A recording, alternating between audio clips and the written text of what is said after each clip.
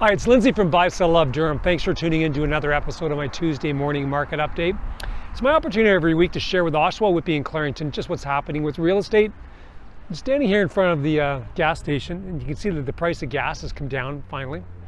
But it just shows you that, like real estate, the gas prices go up, the gas prices come down, but eventually over time they just continue to rise. And it's they've slipped a little bit over the last little while, but I just wanted to bring to your attention a couple things. If you're a buyer out there wondering what's going to happen with the market, Warren Buffett has a great quote, and he said, it's not about timing the market, it's about time in the market, meaning that over time, that's where the value of real estate grows. So you can't really time the market. There's another expression that you can't, nobody rings a bell at the bottom and nobody rings a bell at the top. You just don't know when the curves are going to cycle out.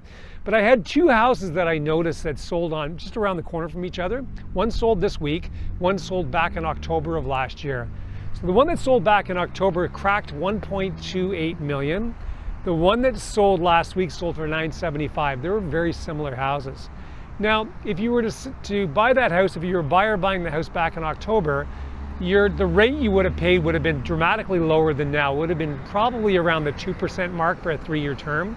Right now, 3-year terms are in that 4.5% to 5% range for a 3-year. But interestingly enough, if you put 20% down on 1.28 million or 975,000, the mortgage payment is almost exactly the same to the dollar. But the difference is at the end of the 3 years, once we cycle out of these interest rates being high, I think you'll see the interest rates start to slow down again. When you renew the mortgage down the road, if you paid 1.28, you're renewing a mortgage at a higher amount than you are if you started at 975. So really, it's a great time to buy. And if you're looking at 2, 3, 5 years out, I mean, real estate always cycles out, and we'll be looking at values back. I could say that personally because in 2017 I bought the house I live in. We paid a lot of money for it, and then within 3 months it had dropped, maybe 4 months it had dropped 100 grand from what we paid for it. Now it's worth almost double since 2017. So stuff always cycles back up. So let's just jump straight into the numbers. The last 7 days we've had 254 homes come to market.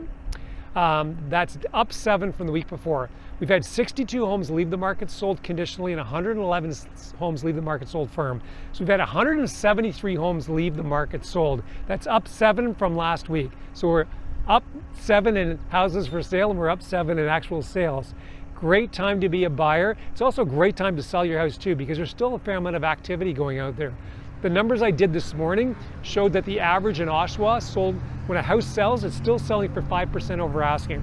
If you've got any questions, I can be reached at 905 area code 743-5555, or you can catch me at the email address at the bottom of the screen. Have a great week, Oshawa, Whitby and Clarington.